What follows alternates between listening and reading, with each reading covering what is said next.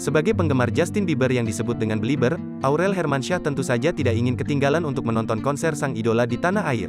Ketika penjualan tiket sudah dibuka, Aurel langsung ikut nge-war untuk mendapatkan tiket konser sang idola yang rencananya akan digelar pada tanggal 3 November tahun 2022 mendatang.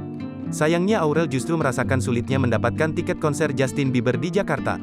Sebenarnya Aurel juga pernah menonton konser JB di Jakarta pada 11 tahun lalu. Tak ingin melewatkan kesempatan bertemu sang idola, ibu satu anak ini pun meminta bala bantuan untuk mencoba mengakses link penjualan tiket. Walau sudah dicoba berulang kali dan gagal karena server down, sepertinya Aurel tak ingin menyerah.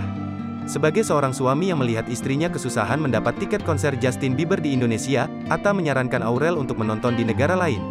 Ia bahkan melontarkan candaan agar Aurel menonton di televisi saja.